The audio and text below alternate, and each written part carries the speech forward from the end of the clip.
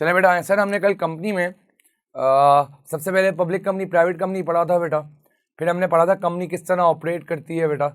Share holders directors को appoint करते हैं, डायरेक्टर्स जो है वो पूरे साल काम करते हैं on behalf of share holders. उसके बाद हमने टाइप्स ऑफ शेयर कैपिटल की बात की थी बेटा, authorised share capital, issued share capital, called up share capital, paid up share capital, इन सब की थ्योरी आती है बेटा, ठीक है। अच्छा, उसके बाद बेटा हमने बात की थी टाइप्स ऑफ शेयर होल्डर्स की, ऑर्डिनरी और प्रेफरेंस शेयर होल्डर्स पे हमने बात की थी, और हमने वहाँ बात ख़त्म की थी कि ऑर्डिनरी वाले कौन है बेटा, वो जो रियल ओनर्स हैं, प्रेफरेंस वाले कौन है, जो पोटेंशियल इन्वेस्टर्स हैं। क्योंकि ये इन्वेस्टर्स हैं, इन्होंने इन्वेस्टमेंट के लिए हमारा कंपनी का शेयर ख़रीदा है बेटा, तो जब इन्वेस्टमेंट के लिए कंपनी का शेयर ख़रीदा है सर, तो इनका रिटर्न फिक्स होगा। ऑर्डिनरी वाले जो हैं वो ग्रोथ चाहते हैं बिजनेस में, उनका रिटर्न फिक्स नहीं है, उनको कम दूंगा ज़्यादा दूंगा चलेगा। उसके बाद वोटिंग राइट पे बात की थी बेटा कि ऑर्डिनरी वालों के पास वोटिंग राइट्स होते हैं एनुअल जनरल मीटिंग में, और जो प्रेफरेंस वाले हैं उनके पास कोई वोटिंग राइट्स नहीं होते। अब आ जाओ बेटा, आज आगे बात को कंटिन्यू करते हैं। सर मैंने आपको कल एक और चीज़ पढ़ाई थी कि कंपनी में जो हम शेयर होल्डर को या ओनर को जो रिटर्न देते हैं बेटा, उसको कहते हैं डिविडेंड। तो आज बेटा डिविडेंड पे बात करनी है, फिर देखेंगे कैसे कैलकुलेट करते हैं डिविडेंड। सर डिविडेंड क्या है? Return paid to owners, that is shareholders, return paid to owners, that is shareholders, from the profits of the company. Sir profit में से जब रिटर्न दूंगा ओनर को उसकी इन्वेस्टमेंट पे, जब रिटर्न दूंगा ओनर को उसकी इन्वेस्टमेंट पे बेटा, उसको कहते हैं dividend. Return paid to owners that is share holders from the profits of the company. अब बेटा ये डिविडेंड दो तरह का होता है सर, एक होता है डिविडेंड इंटरिम डिविडेंड, और सर एक होता है फाइनल डिविडेंड। एक इंटरिम डिविडेंड है बेटा, एक फाइनल डिविडेंड है। इंटरिम डिविडेंड क्या है? Dividend is paid in middle of the year. Sir साल के बीच में अगर कोई शेयर होल्डर को रिटर्न देता हूं उसको कहते हैं इंटरिम डिविडेंड। नाम से ही पता चला ना, इंटरिम। लाइक मेरा अगर एयर एंड है बेटा, मैं जनवरी से दिसंबर तक ऑपरेट कर रहा हूं, तो मैं जून में 6 महीने हो गए, 6 महीने बाद अगर कोई रिटर्न दे रहा हूं उसको इंटरिम डिविडेंड बोलता हूं। फाइनल डिविडेंड क्या है बेटा? Dividend is paid at end of the year. Dividend is paid at end of the year, ये होगा बेटा फाइनल डिविडेंड। अब निकालेंगे कैसे बेटा डिविडेंड, उस पर थोड़ी देर में बात करते हैं। सबसे इंपॉर्टेंट फॉर्मूला लिखने जा रहा हूं बेटा। सर अमाउंट ऑफ शेयर्स कैसे निकलेगा? अगर बेटा एक कंपनी है, उसने 100,000 शेयर इशू किए हैं, तो 100,000 तो शेयर इशू किए हैं, पैसे 100,000 नहीं मिले। एक शेयर कितने का बिका उससे मल्टीप्लाई करूंगा तो आएगी अमाउंट। सर निकलेगा कैसे amount of shares? Sir number of shares multiply by par value. Par value को आप फेस वैल्यू भी कह सकते हो, नॉमिनल वैल्यू भी कह सकते हो। सर ये मतलब क्या है पार वैल्यू का? The value eight which share was originally issued. Sir वो वैल्यू जो जिसपे शेयर ओरिजिनली आपने मार्केट में सेल किया था, बेचा था बेटा। सर मतलब क्या हुआ? सर ये एक शेयर सर्टिफिकेट है, अब तो बेटा सब इलेक्ट्रॉनिक होता है, ये एक शेयर सर्टिफिकेट है बेटा। इस पे जो वैल्यू लिखी हुई होगी, इस पे जो एक शेयर की वैल्यू लिखी हुई होगी, जितने का वो एक शेयर बिका है बेटा, वो है पार वैल्यू या फेस वैल्यू। वो वैल्यू जो फेस पे लिखी हुई है, इसको नॉमिनल वैल्यू भी कहते हैं। वो वैल्यू जिसपे एक शेयर बेचा है। अच्छा सर बेचा है हमने शेयर, ठीक है। एग्जाम्पल बेटा, सर हमने एक कंपनी ने 100,000 शेयर सेल किए हैं बेटा मार्केट में। एक शेयर उसने $2 का, $2 का सेल किया था, तो कंपनी के पास अमाउंट कितनी आएगी बेटा? $2,00,000। कंपनी के पास अमाउंट कितनी आएगी बेटा? $2,00,000। तो अगर कभी अमाउंट निकालनी होगी तो क्या करूंगा बेटा? Number of shares into par value करूंगा। Number of shares into par value करूंगा बेटा तो मेरे पास अमाउंट ऑफ शेयर आ जाएगा। बेटा ये फॉर्मूला याद रखिएगा, ये फॉर्मूला काम आएगा, कहाँ काम आएगा ये मैं आपको बताऊंगा। अब बेटा amount of shares, number of share into par value, अब ये कहाँ यूज होगा बेटा ये मैं आपको बताता हूँ। सबसे पहले तो हमने पढ़ लिया बेटा डिविडेंड क्या है सर। सर जो जिन लोगों ने मेरे कंपनी का शेयर खरीदा है बेटा, उनको जो रिटर्न देता हूँ, उनको जो प्रॉफिट देता हूँ बेटा, उस प्रॉफिट को कंपनी की जबान में डिविडेंड कहा जाता है। अच्छा अब सर ये डिविडेंड कैलकुलेट करना पड़ता है, तो अब हम सीखते हैं कैलकुलेशन ऑफ डिविडेंड। अब हम सीखने जा रहे हैं बेटा कैलकुलेशन ऑफ डिविडेंड। सर ये डिविडेंड किस तरह कैलकुलेट होगा इस पे बात करते हैं, आ जाएं। सर हमने ऑब्वियसली बेटा हमारे दो तरह के शेयर होल्डर्स हैं, ऑर्डिनरी शेयर होल्डर्स और प्रेफरेंस शेयर होल्डर्स। हमें ऑर्डिनरी वालों को भी डिविडेंड देना है बेटा, हमें प्रेफरेंस वालों को भी डिविडेंड देना है। फर्क क्या है बेटा, बस प्रेफरेंस वालों का फिक्स रेट होता है बेटा, ऑर्डिनरी वालों को डिविडेंड जो है वो हम अपनी मर्जी से देते हैं बेटा, कम दें ज्यादा दें हमारी मर्जी है। अब सुन लो सर ऑर्डिनरी का डिविडेंड कैसे निकलेगा ये भी सीखना पड़ेगा हमें, और प्रेफरेंस का डिविडेंड कैसे निकलेगा ये भी हमें सीखना पड़ेगा। पहले प्रेफरेंस पे बात कर लेते हैं, आसान है सर। प्रेफरेंस वाला क्या बोल रहा है भाई, सुन लो जरा। Dividend rate is always applied, dividend rate is always applied on amount of shares. Sir जो शेयर्स की अमाउंट होगी ना उस पे रेट लगेगा, यानी सर इस वाली वैल्यू पे, इस पे बेटा अमाउंट पे। सर एग्जांपल ले लेते हैं, अभी हमने बात की थी बेटा, सर $2 लाख हमारी अमाउंट आई थी बेटा, कैसे 100,000 शेयर इशू किए थे, ₹2 का एक शेयर था बेटा, ये हमने अभी किया था। प्रेफरेंस डिविडेंड दे रहा है बेटा, वो सुन लो, प्रेफरेंस डिविडेंड का रेट दे रहा है बेटा 10%।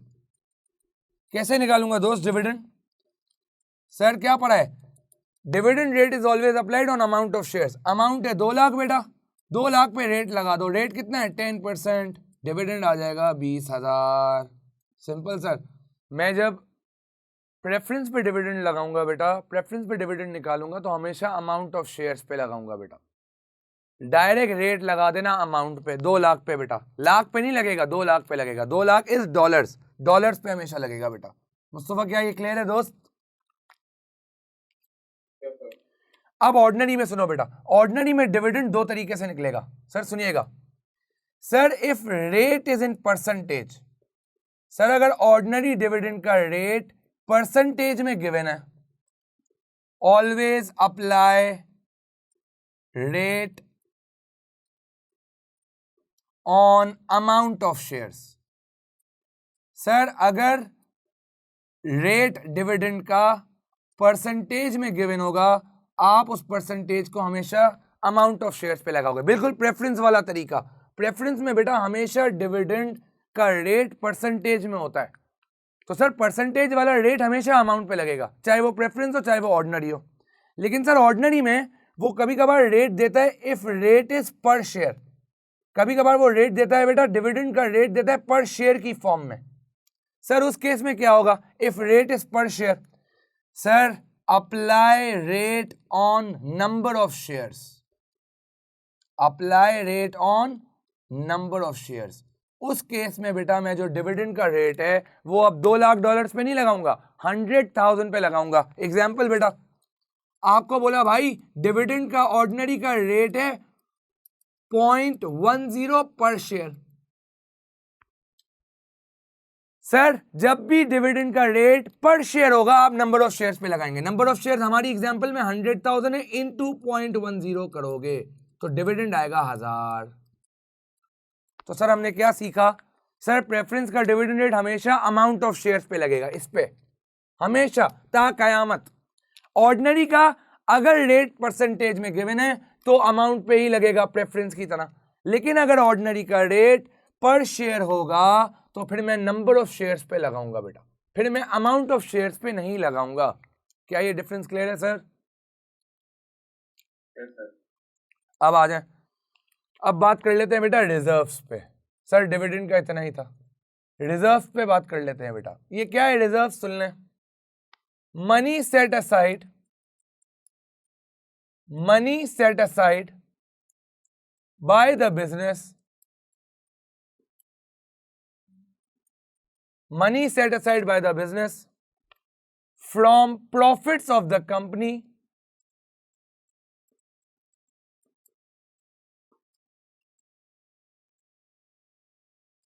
for future use। सर इसकी सबसे बेस्ट एग्जांपल, सर इसकी सबसे बेस्ट एग्जांपल क्या है? सर इसकी बेस्ट एग्जांपल है आपका, आप जब छोटे थे बेटा बचपन में, तो एक कुन्नड़ा आता था, वो मनी बॉक्स, उसमें आप पैसे जमा करते थे रोज की बेसिस पे। कोई 10 रुपए डालता था, कोई 5 रुपए डालता था। जब बहुत सारे पैसे हो जाते थे, आप उस कुन्नड़े को तोड़ते थे तो आपके पास बहुत सारे पैसे आ जाते थे। एक और एग्जाम्पल क्या हो सकती है बेटा, लोग वो कमेटी रखते हैं, बीसी बचत कमेटी, हर महीने कुछ अमाउंट पे करते हैं, जब उनकी बीसी खुलती है तो उनको बहुत सारे पैसे मिलते हैं। रिजर्व भी उसी तरह का है। कंपनी क्या कर रही है, हर साल प्रॉफिट में से एक अमाउंट सेट असाइड कर देती है बेटा, और उसको सेव करती है। हर साल या हर महीने उसमें पैसे जाते रहते हैं। अब ये क्यों करती है बेटा कंपनी? सर दो तरह के रिजर्व होते हैं। वैसे आपके कोर्स में सिर्फ रेवेन्यू रिजर्व है बेटा, वैसे रिजर्व दो तरह के होते हैं। मैं सिर्फ आपकी इंफॉर्मेशन के लिए बता रहा हूं। एक होता है बेटा रेवेन्यू रिजर्व, एक होता है कैपिटल रिजर्व। ओ लेवल्स के कोर्स में बेटा रेवेन्यू रिजर्व है, कैपिटल रिजर्व नहीं है। ये जब आप ए लेवल्स में आओगे तो कैपिटल रिजर्व आएगा। मैं आपको रेवेन्यू रिजर्व पे ही बात करूंगा बेटा। सर रेवेन्यू रिजर्व क्यों रखा है?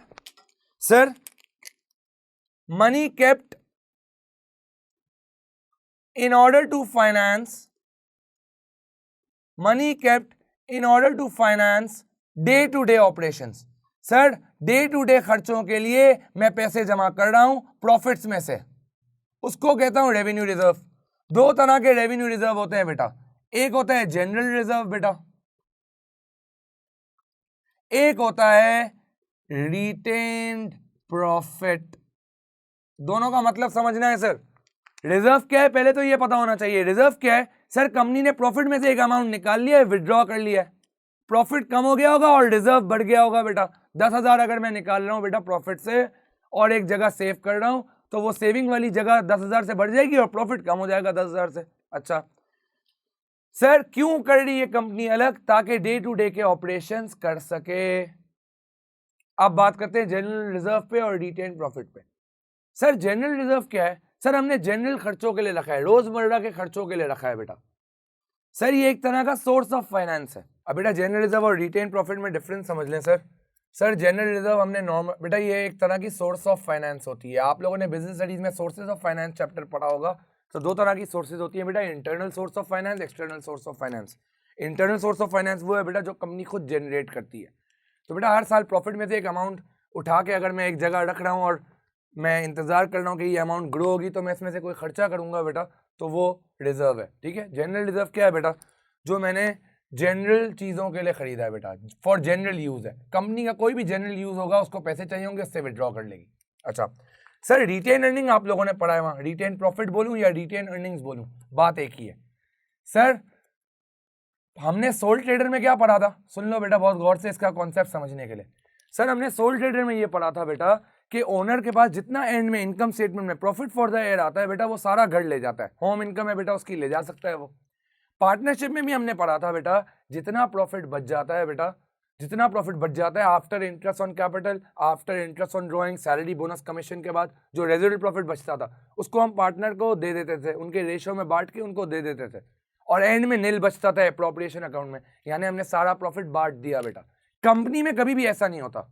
कंपनी बेटा एक बड़े स्केल पे चल रही है, सारा प्रॉफिट अपना दे ही नहीं सकती, उसको अपने पास कुछ रखना पड़ेगा कि अगर कोई मसले मसाइल हो गए, कभी हमें किसी नई जगह इन्वेस्टमेंट करनी पड़ी, हमें कोई नया बिजनेस खरीदना पड़ा, या हमें कभी डिविडेंड देने पड़े, तो हम दे सकते हैं बेटा।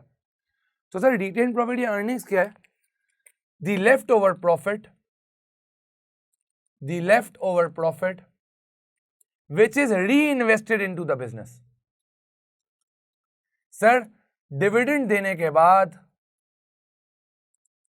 और ये जनरल रिजर्व में पैसे डालने के बाद जो बाकी पैसा बचता है बेटा, वो पैसा हम शेयर होल्डर्स को डिविडेंड पूरा नहीं देते। पार्टनरशिप में तो क्या पड़ा था, सारा प्रॉफिट पार्टनर का है, सब बांट देंगे, एंड में नील बचेगा। कंपनी में ऐसा नहीं होता। कंपनी में डिविडेंड देने के बाद, जनरल रिजर्व में पैसा निकालने के बाद जो पैसा बच जाएगा बेटा, वो लेफ्ट ओवर प्रॉफिट को हम क्या कर देंगे, बिजनेस के अंदर री इन्वेस्ट कर देंगे। तो वो री इन्वेस्ट हो रहा है बेटा, इस साल 10,000 प्रॉफिट बचा था, मैंने रख लिया, अगले साल 15,000 प्रॉफिट बचा था, मैंने वो रख लिया, टोटल प्रॉफिट आज तक मैंने री इन्वेस्ट कितना कर दिया, 25,000 रुपए कर दिया। दिस इज रिटेन प्रॉफिट या अर्निंग्स। कभी भी कंपनी को लोन नहीं मिल रहा होगा बाहर से, कंपनी रिटेन प्रॉफिट से पैसे निकाल सकती है बेटा, कंपनी जनरल रिजर्व से पैसे निकाल सकती है। तो ये रिजर्व्स बेटा कंपनी के ही फ्यूचर यूज के लिए रखे हुए होते हैं। डिफरेंस समझ आ रहा है दोस्त? पढ़ा है ना बिजनेस स्टडीज में मुस्तफा? अब आ जाए सर, बात करते हैं डिबेंचर्स पे। ये छोटे छोटे कॉन्सेप्ट्स हैं बेटा जो आपको पता होने चाहिए। ये डिबेंचर्स के बाद फिर हम बात करते हैं कि रिक्वायरमेंट्स क्या क्या आएंगी एग्जाम में। डिबेंचर्स के बाद बेटा हम बात करते हैं क्या क्या एग्जाम में रिक्वायरमेंट्स आएंगी, और फिर हम जो है बेटा एक, मैं आपको पूरा एक चार्ट बनाकर दिखाऊंगा, एक पूरा चेन ऑफ इवेंट्स होंगी बेटा, ठीक है। फिर डिविडेंड पे बड़ी अहम बातें करनी है कुछ जो आपको पता होनी चाहिए। सर डिबेंचर्स पे आ जाएं। सर डिबेंचर्स क्या है? Sir kind of a non current liability. Sir जैसे आप बैंक से लोन लेते हो ना बेटा, वो नॉन करंट लायबिलिटी होता है, डिबेंचर्स भी बेटा नॉन करंट लायबिलिटी है। सर तो फर्क क्या हुआ? Sir these are long term loans, बहुत ज्यादा टर्म के लोन्स होते हैं, against which collateral security needs to be provided। Sir ये बहुत ज्यादा बड़े लोन्स होते हैं। सर 25 साल का लोन ले लिया, सर 50 साल का लोन ले लिया, वो डिबेंचर होता है बेटा। सर जिसके अगेंस्ट आपको कोलेटरल रखवाना जरूरी है। आप लोन ले रहे हो, आप डिफॉल्ट कर जाओगे, इसीलिए आपको क्या बोलेंगे बैंक वाले, भाई हमें आप अपनी कोई सिक्योरिटी ला के दो, घर के पेपर ला के दो, दुकान के पेपर ला के दो, गाड़ी के पेपर ला के दो, ताकि अगर आप डिफॉल्ट करो तो बैंक आपकी जमीन, आपकी गाड़ियां बेच के अपना पैसा रिकवर कर सके। जैसे मैं आपको एग्जांपल देता हूं बेटा, एंग्रो कंपनी ने सर अभी 2016 में 25 साल का लोन सैंक्शन करवाया था। सर ये 25 साल का लोन क्या है? सर डिबेंचर है। तो याद क्या रखना है बेटा, नॉर्मल लोन है बेटा, ये नॉन करंट लायबिलिटी में आएगा। बस फर्क क्या है बेटा, बहुत बड़ा लोन होता है, अमाउंट भी बहुत बड़ी होती है बेटा, और लोन भी बहुत बड़ा होता है। तो बेटा डिबेंचर काइंड ऑफ लोन, बस कंपनी में डिबेंचर का वर्ड यूज करता है क्योंकि कंपनी बेटा बहुत बड़े स्केल पे लोन लेती है। खुद सोचो ना, एंग्रो कितनी बड़ी कंपनी है, अगर वो 10 लाख का लोन मांगने जाएगी तो क्या करेगी 10 लाख से? इतने ज्यादा ऑपरेशन है, इतने ज्यादा डिपार्टमेंट्स हैं, इतने ज्यादा प्रोडक्ट्स हैं उसके। तो बेटा कभी भी कंपनी छोटा लोन नहीं लेती, बहुत बड़ा लोन लेती है, 25 साल का, 30 साल का, 50 साल का, तो उसको डिबेंचर्स कहते हैं। तो sir normal non current liability, इस पे इंटरेस्ट हमारा एक्सपेंस होगा, इंटरेस्ट ऑन लोन की तरह है बेटा। बस वर्ड यूज क्या कर रहे हैं लॉन्ग टर्म लोन्स के लिए, डिबेंचर्स। इनको एक और चीज भी कहा जाता है बेटा, इनको कहा जाता है IOU सर्टिफिकेट्स। हम आपको ओ करते हैं पैसे बेटा, हम आपको पैसे वापस देंगे। क्या ये क्लियर है दोस्त? क्या है? अब आ जाए, अब बेटा रिक्वायरमेंट्स पे बात करते हैं, फिर मैं डिविडेंड के ऊपर बात करूंगा, कुछ चेन ऑफ इवेंट्स पे बात करूंगा। पहले रिक्वायरमेंट्स पे बात कर लेते हैं। सर आपके एग्जाम में इनकी क्या क्या रिक्वायरमेंट्स आएंगी? सर सबसे पहले कंपनी की इनकम स्टेटमेंट बनाना आपको आनी चाहिए, कंपनी की इनकम स्टेटमेंट आपको बनाना आनी चाहिए है। दूसरा बेटा आपको statement of changes in equity बनाना आना चाहिए, ये पढ़ेंगे सर आज, इसका फॉर्मेट देखेंगे। दूसरा बेटा आपको statement of changes in equity बनाना आना चाहिए, इसको प्यार से बेटा हम सोशी कहते हैं। इसको प्यार से क्या कहते हैं सर? सोशी कहते हैं। तीसरा बेटा SOFP बनेगी इस केस में। अब बेटा अगर आप इसके ज्यादा पुराने सवाल उठाएंगे ना 2015 से पहले तक, तो बेटा एक सोशी से पहले बनती थी एप्रोप्रिएशन अकाउंट। पहले सोशी नहीं था, पहले बनता था एप्रोप्रिएशन अकाउंट। जिस तरह आप पार्टनरशिप में एप्रोप्रिएशन अकाउंट बनाते थे ना, वैसे कंपनी में भी एक एप्रोप्रिएशन अकाउंट बनता था। अब एप्रोप्रिएशन अकाउंट नहीं बनता, अब सोशी ने, statement of changes in equity ने, उस एप्रोप्रिएशन अकाउंट को रिप्लेस कर दिया है। तो अगर आप पुराने सवाल उठाएंगे घबराइएगा नहीं अगर उसमें एप्रोप्रिएशन की रिक्वायरमेंट है बेटा, ठीक है। मैं आपको इसीलिए, हमारे कोर्स, हमारा भी कंपनी चेंज भी हुआ है बेटा, तो पुराने सवाल मैं आपको इसके नहीं करवाऊंगा, मैं आपको इसके IGCSE के सवाल, बड़े अच्छे अच्छे सवाल हैं, वो मैं आपको करवाऊंगा, वहां से आपकी बहुत अच्छी प्रैक्टिस होगी। तो 3 रिक्वायरमेंट सीखनी है सर यहाँ पे, इनकम स्टेटमेंट, सोशी, SOFP। सर इनकम स्टेटमेंट वही जो पार्टनरशिप में लिखा था sir, same as of sole trader, एक नुक्ते का भी फर्क नहीं है। जिस तरह सोल ट्रेडर में बनाते थे वैसे ही यहाँ पे भी बनाएंगे बेटा, वही सेल्स लेस सेल रिटर्न, वही लेस COGS, वही ग्रॉस प्रॉफिट, वही ऐड अदर इनकम, वही लेस एक्सपेंसेस, वही प्रॉफिट फॉर द ईयर। क्या ये बात क्लियर होती है सर? अब बेटा मैं जरा डिविडेंड पे थोड़ी सी बात करना चाहता हूँ, और डिविडेंड के बाद फिर हम बेटा सोशी कैसे बनाते हैं वो सीखेंगे। अब बेटा सर अब जरा ये डिविडेंड अनाउंसिंग अथॉरिटी पे बात करते हैं। किसकी क्या अथॉरिटी है बेटा डिविडेंड अनाउंस करने की? Dividend announcing authority. बेटा ये बहुत इंपॉर्टेंट कॉन्सेप्ट है, सुन लीजिएगा डिविडेंड से रिगार्डिंग। सर हमने अभी बात कर ली कि दो तरह के डिविडेंड हैं, ऑर्डिनरी और प्रेफरेंस। और बेटा अभी हमने बात की थी ऑर्डिनरी में भी फर्दर दो तरह के डिविडेंड है बेटा। एक इंटरिम डिविडेंड है बेटा, वो डिविडेंड जो साल के बीच में दिया जाएगा, और एक फाइनल डिविडेंड है बेटा, वो डिविडेंड जो साल के आखिर में दिया जाएगा। प्रेफरेंस के केस में भी यही है बेटा, इंटरिम और फाइनल। अगर साल के बीच में ऑर्डिनरी वालों को कोई डिविडेंड देना उसको इंटरिम कहते हैं, साल के आखिर में अगर ऑर्डिनरी वालों को कोई डिविडेंड देना उनको फाइनल डिविडेंड कहते हैं। इसी तरह प्रेफरेंस है, साल के बीच में दे रहा हूँ इंटरिम, साल के आखिर में प्रेफरेंस वालों को दे रहा हूँ फाइनल। अब बेटा ये इंटरिम डिविडेंड कौन अनाउंस करता है, फाइनल डिविडेंड अनाउंस करने की अथॉरिटी किसके पास है, ये पता होना चाहिए। सर इंटरिम डिविडेंड अनाउंस करने की अथॉरिटी शेयर होल्डर्स ने डायरेक्टर्स को दी है। इंटरिम डिविडेंड अनाउंस करने की अथॉरिटी शेयर होल्डर्स ने किसको दी? बेटा शेयर होल्डर्स मालिक हैं, मालिक जो बोलेगा वही डायरेक्टर्स को करना है। डायरेक्टर्स तो नौकरी पेशा लोग हैं बेटा, तो इंटरिम डिविडेंड अनाउंस करने की अथॉरिटी किसको दी? डायरेक्टर्स को दी। बोला रो मत तुम लोग, जाओ तुम लोग अनाउंस कर लो जो तुम्हें करना है अनाउंस इंटरिम डिविडेंड। तो इंटरिम डिविडेंड अगर साल के बीच में कभी कुछ देना होगा बेटा वो डायरेक्टर की मर्जी से दिया जाएगा। अच्छा सर लेकिन फाइनल डिविडेंड अनाउंस करने की अथॉरिटी शेयर होल्डर ने अपने पास रखी है। फाइनल डिविडेंड अनाउंस करने की अथॉरिटी शेयर होल्डर ने अपने पास रखी है। क्यों भाई? सर अगर ये अथॉरिटी भी डायरेक्टर को दे दी, डायरेक्टर बन जाएगा पावरफुल। शेयर होल्डर को अपना ही रिटर्न, शेयर होल्डर ओनर है बेटा, उसको अपना ही रिटर्न डायरेक्टर से जिद करके लेना पड़ेगा। इसीलिए फाइनल अथॉरिटी किसने रखी अपने पास? ओनर ने खुद रखी कि डायरेक्टर देखो तुम्हें इंटरिम की अथॉरिटी दे दी, तुम साल के बीच में हमें डिविडेंड दो ना दो, फाइनल हम साल के आखिर में हम अपना रेट डिसाइड करेंगे, क्योंकि हम ओनर्स हैं, हमने इन्वेस्टमेंट की है। अब बेटा ये शेयर होल्डर्स मिलते कब हैं? आपने बिजनेस स्टडीज में पढ़ा होगा, पूरे साल डायरेक्टर्स बिजनेस चलाते हैं बेटा, शेयर होल्डर्स मिलते हैं एक ही दफा साल में, एनुअल जनरल मीटिंग के वक्त, AGM के वक्त। तो भाई सारे शेयर होल्डर्स जब उस मीटिंग में होंगे तो डिविडेंड का रेट भी उसी वक्त डिसाइड होगा AGM के अंदर। अब बहुत इंपॉर्टेंट कॉन्सेप्ट पढ़ने जा रहे हैं, सुन लो। मैं एक टाइमलाइन बनाता हूं बेटा, मैं एक छोटी सी टाइमलाइन बनाता हूं आपके पास। ये टाइमलाइन समझना बहुत जरूरी है सर। सर मेरा एरेंड है, मेरा एरेंड है बेटा 31 दिसंबर 2010 पे, मेरा एरेंड है बेटा 31 दिसंबर 2010 पे। अच्छा final dividend announce share holder करता है, अलबत्ता रिकमेंड डायरेक्टर कर सकता है। डायरेक्टर कह सकता है भाई आप 10% ले लें, शेयर होल्डर की मर्जी है उसकी रिकमेंडेशन को एक्सेप्ट करे या ना करे। Announcing authority final decision making director को नहीं दी, डायरेक्टर को क्या कहा भाई तुम सिर्फ रिकमेंड करना, आगे कितना लेना है हमने वो हम खुद डिसाइड करेंगे। और कब डिसाइड करेंगे? सारे शेयर होल्डर्स हम मिलते हैं AGM में, हम वहां डिसाइड करेंगे, हम हमारे पास वोटिंग पावर है, हम अपनी वोटिंग पावर से डिसाइड करेंगे किसको कितना डिविडेंड मिलेगा। अच्छा अब आओ बेटा, मेरा एरेंड है 31 दिसंबर 2010। सर मैंने अपनी इनकम स्टेटमेंट SOFP और सोशी इसी डेट पे बनानी होगी। सर इंटरिम डिविडेंड अगर मिला होगा तो कब मिला होगा? साल के बीच में, दैट इज 30 जून 2010। यहां इंटरिम डिविडेंड मिल चुका होगा। क्यों मिल चुका होगा बेटा? क्योंकि अनाउंस कौन कर रहा है सर? डायरेक्टर कर रहा है। डायरेक्टर मौजूद है बेटा 30 जून 2010 पे। सुन लो बहुत गौर से, एक बात करने जा रहा हूं।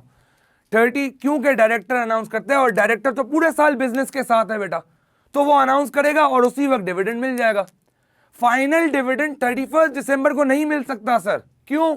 अबे भाई 31 दिसंबर पे तो शेयर होल्डर्स मिल ही नहीं रहे। आप लोगों ने बिजनेस स्टडीज में पढ़ा है AGM होती है बेटा कुछ 2-2.5 महीने बाद। जब A2 में आओगे ना पढ़ोगे, जिस दिन फाइनेंशियल स्टेटमेंट बनते हैं उसी दिन ऑडिटर्स आते हैं, ऑडिट करते हैं पूरी फाइनेंशियल स्टेटमेंट को, 2-2.5 महीने लगते हैं। ऑडिट होने के बाद AGM होती है बेटा, तो AGM इसलिए 2.5 महीने बाद होती है।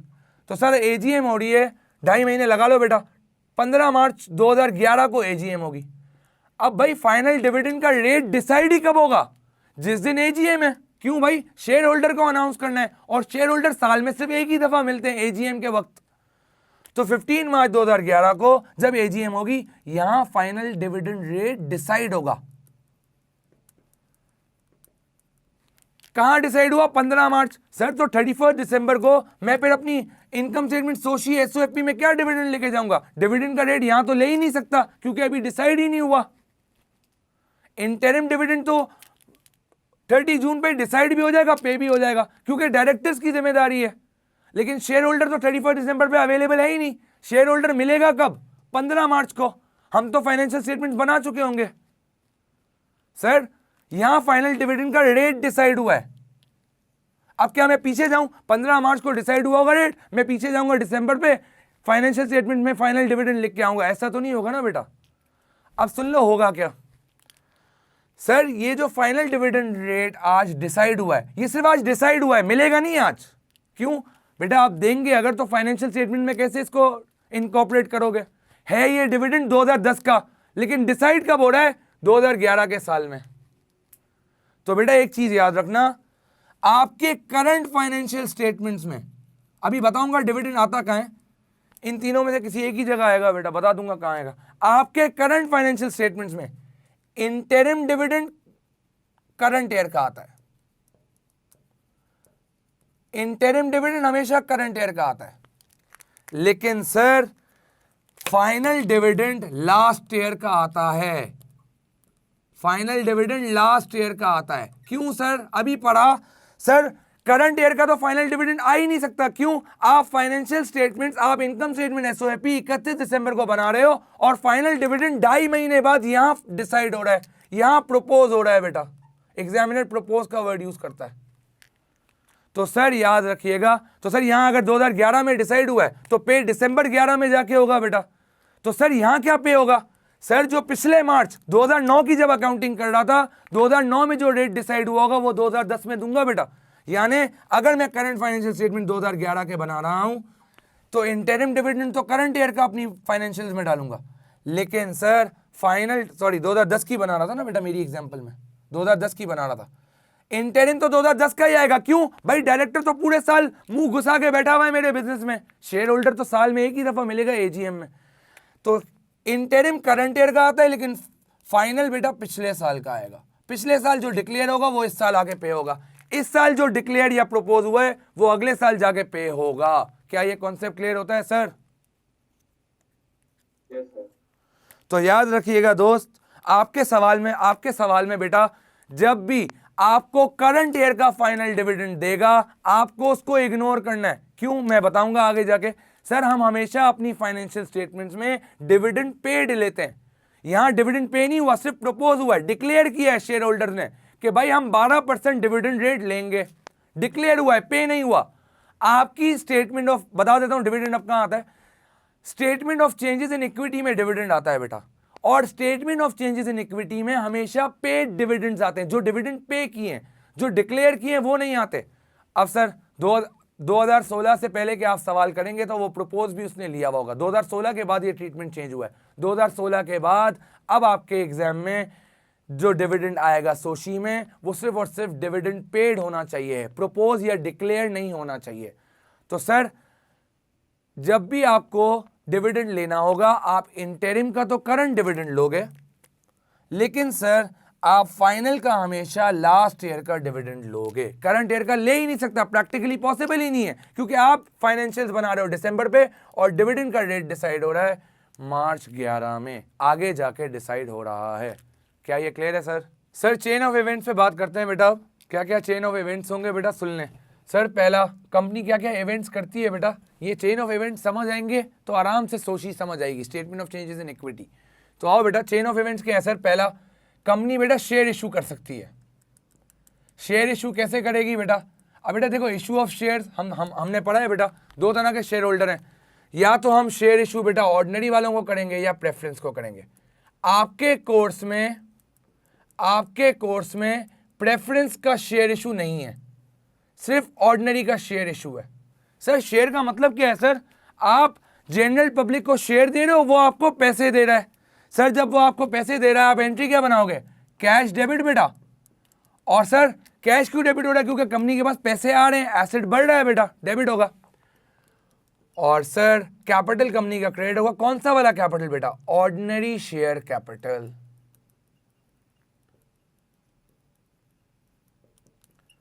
सर ये निकलेगा कैसे? Sir number of shares issued, sir जितने, सर मैं बार बार ये इशूड बोल रहा हूं ना, इसका मतलब कितने शेयर सेल किए हैं, इनटू प्राइस पर शेयर। सर 10,000 शेयर इशू किए हैं, 10 रुपए की, $10 का एक शेयर है बेटा, 100,000 से एंट्री बनाऊंगा। Cash debit, ordinary share capital credit. पहला इवेंट, कंपनी शेयर इशू कर रही है बेटा अगर साल के बीच में, तो आपके पास कैश आ रहा है, आप कैश डेबिट करोगे, ऑर्डिनरी शेयर कैपिटल क्रेडिट होगा। आपके कोर्स में प्रेफरेंस का इशू ऑफ शेयर्स नहीं है। क्या ये क्लियर है दोस्त? हेलो, अब आ जाए। दूसरा बेटा चेन ऑफ इवेंट क्या होगा? Sir transfer to general reserve.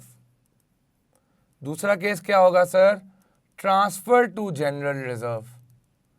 Sir अभी अभी पढ़ा, कंपनी क्या करती है बेटा, हर साल कंपनी क्या करती है बेटा, हर साल प्रॉफिट में से एक अमाउंट निकालेगी बेटा, हर साल कंपनी प्रॉफिट में से एक अमाउंट निकालेगी बेटा और रिजर्व में डाल देगी बेटा। अब सोचो, खुद सोचो। अच्छा मैं एक सेकंड जरा यहाँ फॉर्मेट भी बनाता हूँ ताकि आपको क्लियर हो, और साथ साथ हम डालते भी जाते हैं बेटा। Sir statement of changes in equity का फॉर्मेट बनाने जा रहा हूँ। जब तक ये चेन ऑफ इवेंट समझ नहीं आएंगे ना बेटा, सोची समझ नहीं आएगी। Statement of changes in equity, प्यार से इसको सोशी भी कहते हैं। सर जैसे ही आपकी इनकम स्टेटमेंट खत्म होगी आप सोशी बनाओगे। पहला कॉलम पर्टिकुलर्स है बेटा, पहला कॉलम पर्टिकुलर्स है बेटा।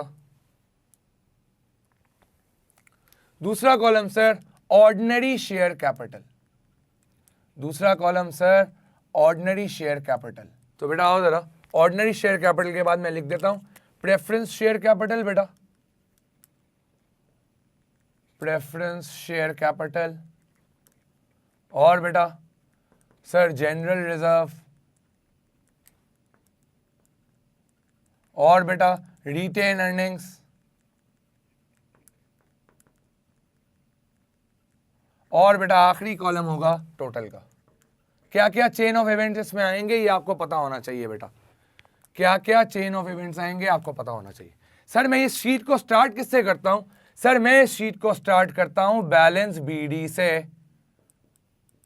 सर पिछले साल ऑर्डिनरी शेयर्स होंगे, प्रेफरेंस शेयर्स भी होंगे, पिछले साल तक मैंने रिजर्व में कुछ पैसा डाला होगा, ये सब बीडी से स्टार्ट करता हूं बेटा। पहला इवेंट मैंने क्या पढ़ा सर? सर पहला इवेंट मैंने पढ़ा इशू ऑफ शेयर्स।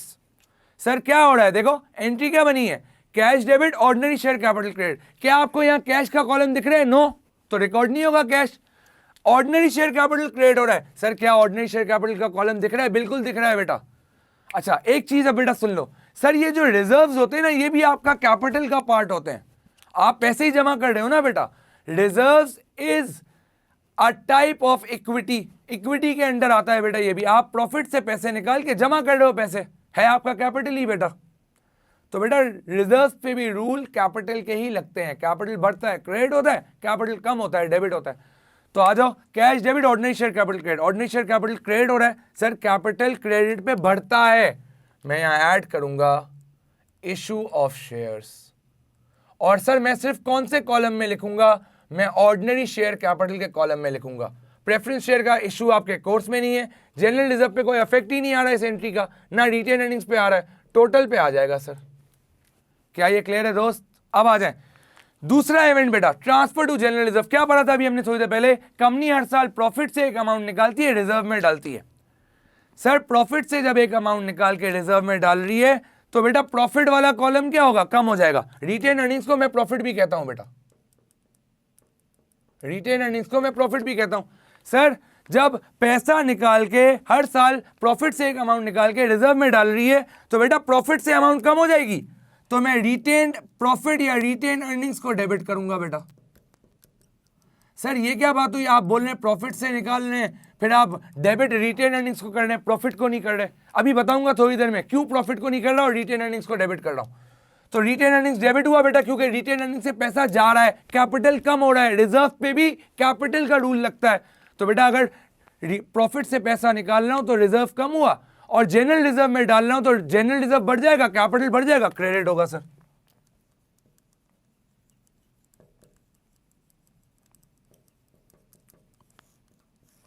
सर देख लें, मैंने यहां लिखा ट्रांसफर टू जनरल रिजर्व। अब मैं यहां एडलेस क्यों नहीं लिख रहा आपको अभी बताता हूं। मैंने यहां लिखा ट्रांसफर टू जनरल रिजर्व। बेटा आप चेक करो, रिटेन अर्निंग्स डेबिट हो रहा है यानी कम हो रहा है सर, हमने पढ़ा है। तो रिटेन अर्निंग्स में से कम कर दूंगा बेटा, रिटेन अर्निंग्स में से क्या कर दूंगा बेटा, कम कर दूंगा। और सर जनरल रिजर्व में क्या कर दूंगा, वही अमाउंट बढ़ा दूंगा। ना यहां कोई इफेक्ट आया, ना यहां कोई इफेक्ट आया, इवन टोटल पे भी जीरो इफेक्ट आएगा। खुद सोचो ना, आपने अगर 10,000 प्रॉफिट से निकाले तो यहां कम करोगे 10,000 से, यहां ऐड करोगे 10,000 से, तो प्लस 10,000 माइनस 10,000, तो टोटल पे तो जीरो का इफेक्ट आया ना बेटा। क्या ये क्लियर है सर हमें? मुझे अब सिर्फ आपको एक चीज बतानी है कि मैंने यहां प्रॉफिट डेबिट क्यों नहीं किया, रिटेन अर्निंग्स क्यों डेबिट किया, उस पर बात करेंगे अभी। अच्छा सर तीसरा इवेंट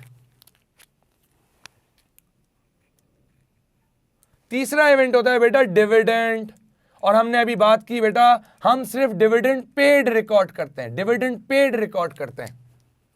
हम कोई भी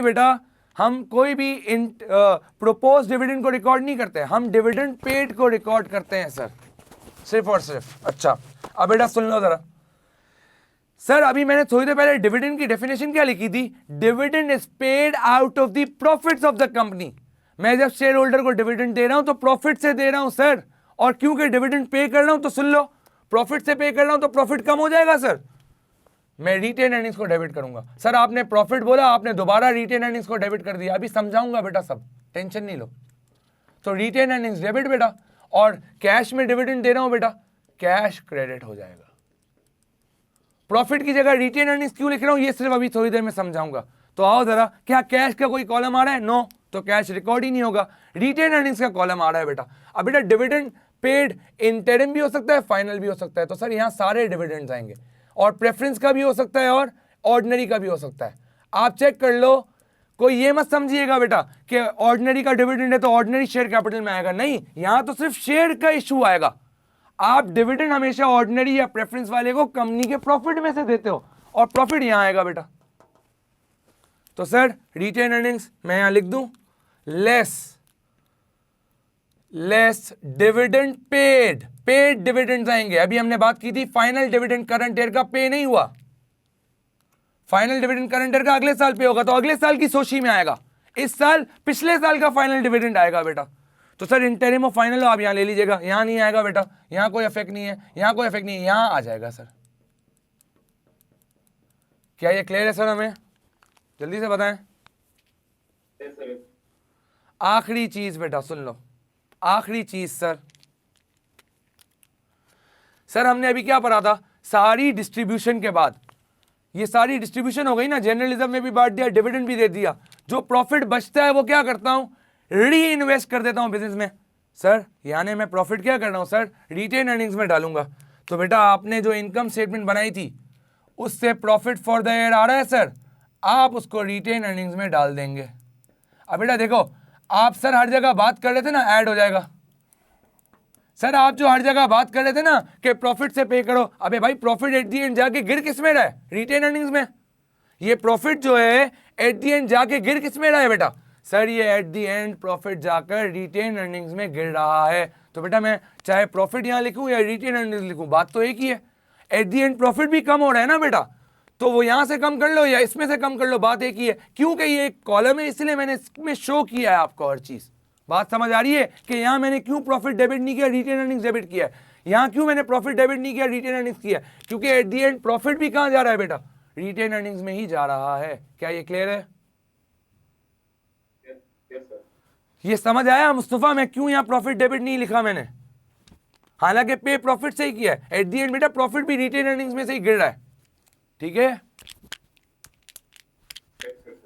अब आ जाओ बेटा सर, तो ये 4 इवेंट्स होते हैं आपके, ये 4 इवेंट्स होते हैं बेटा जो आपकी सोशी में रिकॉर्ड होते हैं। जब आप बड़े हो जाएंगे सर, ए लेवल्स में आएंगे, एएस में आएंगे, ये बहुत बड़ी बनती है बेटा, इसमें और काफ़ी चीज़ें आती हैं, ठीक है, जैसे बोनस इशू आता है, राइट इशू आता है, रीवैल्यूएशन रिजर्व्स आते हैं, वो सब ए लेवल्स में आप पढ़ेंगे। ओ लेवल्स के पर्सपेक्टिव से सिर्फ बेटा बीडी आएगा और ये 4 इवेंट्स आएंगे। इशू ऑफ शेयर्स अगर कोई हुआ है तो बेटा लूंगा, ट्रांसफर टू जनरल रिजर्व आएगा बेटा, डिविडेंड पेड आएगा और प्रॉफिट फॉर द ईयर आएगा। फिर मैं क्या करूंगा सर, मैं इसको टोटल कर दूंगा। सर स्टार्ट किया था तो बीडी से, टोटल करूंगा तो सीडी आ जाएगा सर, ये ना सर।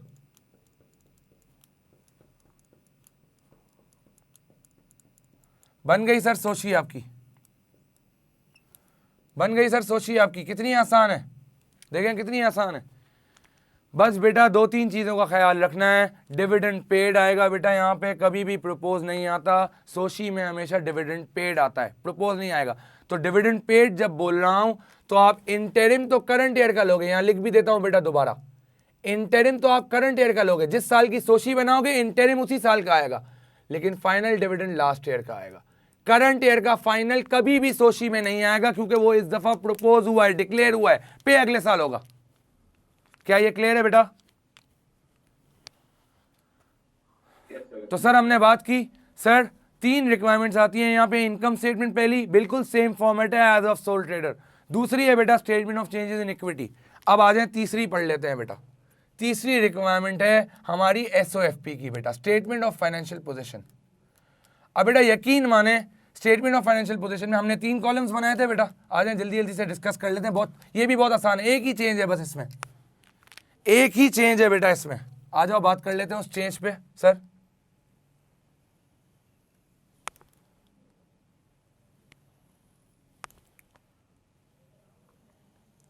और बेटा मैं यहाँ आप लोगों के लिए नंबर भी डाल देता हूँ, ये 1 से आया है बेटा, ये ट्रांसफर टू जनरल रिजर्व 2 से आया है बेटा, और ये डिविडेंड पेड 3 से आया है बेटा। अब आ जाए जरा एसओएफपी। सर नॉन करंट एसेट बिल्कुल सेम बनेगा जैसे बनाते थे सोल ट्रेडर में, पार्टनरशिप में, बिल्कुल सेम। सर करंट एसेट बिल्कुल सेम बनेगा जैसा सोल ट्रेडर में बनाते थे, और मैं यहाँ बैलेंस कर देता था टोटल एसेट्स, याद है ना बच्चों, याद है? अब आ जाए दूसरा कॉलम जो बनेगा बेटा, दूसरी जो बैलेंसिंग फिगर है उसमें एक मसला है, उसमें एक चेंज आएगा बेटा। सर सबसे पहले आप हेडिंग डालते थे इक्विटी एंड लायबिलिटीज ना बेटा, आप हेडिंग डालते थे इक्विटी एंड लायबिलिटीज। अब सुन लो बेटा, सर वहां कैपिटल लेते थे, सोल ट्रेडर की बात करूं, capital eight profit for their less drawings लेते थे आप। पार्टनरशिप में आप कैपिटल अकाउंट और करंट अकाउंट लेते थे। सर कंपनी की एसओएफपी में आप सोशी के ये सारे सीडीज ले लोगे, बस ये चेंज है सर। कंपनी की एसओएफपी में आप ये सारे सोशी के सीडीज ले लोगे। ऑर्डिनरी शेयर कैपिटल बेटा, sir preference share capital, sir general reserve, sir retained earnings, यहां प्लस कर दोगे बेटा। ये सारी वैल्यूज दोबारा बता रहा हूं कहां से उठाओगे बेटा, सर ये सारी वैल्यूज सोशी के सीडी से उठेंगी, सोशी बनाई इसलिए रहे। उसके बाद बेटा सर नॉन करंट लायबिलिटी में हमने अब पढ़ा बैंक लोन के साथ साथ नॉन करंट लायबिलिटी में डिबेंचर्स भी आएगा, और सर करंट लायबिलिटी सेम है, कर लो प्लस बेटा, बैलेंस हो जाएगी। क्या ये डिफरेंस क्लियर है बेटा? जल्दी बता दें।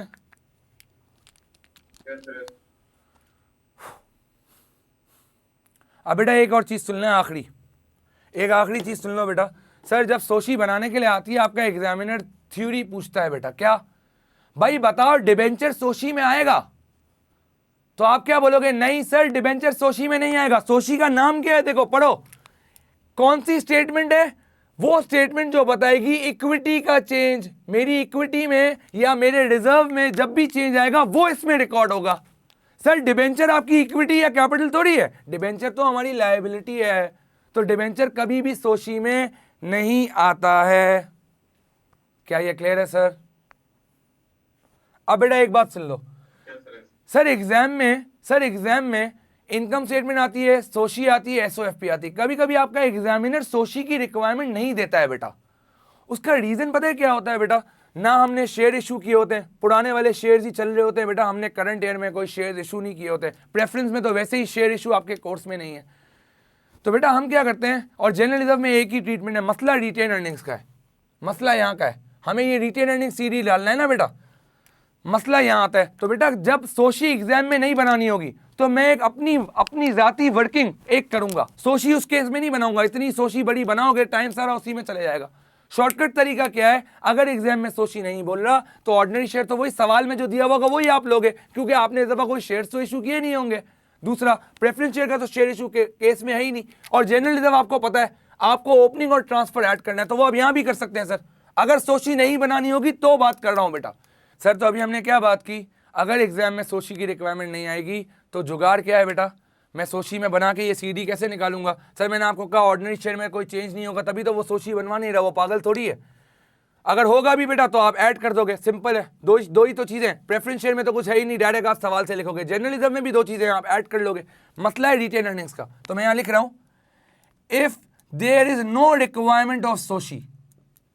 सर ये मैं क्यों बता रहा हूं आपको, सर एसओएफपी में सीडी जाते हैं सबके, तो रिटेन अर्निंग्स के तो इतनी सारी चीजें आप याद कर ही नहीं सकते, भूल जाता है बच्चा, और एमसीक्यूज के लिए भी ये बहुत ज्यादा इंपॉर्टेंट है। If there is no requirement of सोशी, बेटा अगर statement of changes in equity की रिक्वायरमेंट नहीं है, आसान तरीका पता है क्या है, prepare statement of retained earnings. हम क्या बनाएंगे बेटा, prepare statement of retained earnings. अब स्टेटमेंट पता है क्या है सर, यही तो है जो अभी मैंने आपको फॉर्मेट पढ़ाया। आप स्टेटमेंट कैसे बनाओगे सर, मैं रिटेन अर्निंग्स का बीडी लूंगा, ये रहा, ये लिया हुआ है बेटा, सब यहीं से ही कॉपी पेस्ट करूंगा, और क्या करूंगा सर, मैं लेस करूंगा ट्रांसफर टू जनरल रिजर्व। तो अगर एग्जाम में बेटा ये ना आए, अगर एग्जाम में सोशी बनाने के लिए ना आए, अपने पास एक छोटी सी स्टेटमेंट बना लेना रिटेन अर्निंग का सीडी निकालने के लिए। क्यों सर, एसओएफपी क्लोजिंग डेट की बनाता हूं, 31 दिसंबर की बनाता हूं, तो आपको 31 दिसंबर के ये सारे बैलेंसेस चाहिए होंगे, तो रिटेन अर्निंग का सीडी यहां से बस इसको कॉपी कर रहा हूं, less transfer to general reserve, फिर क्या है, लेस डिविडेंड पेड,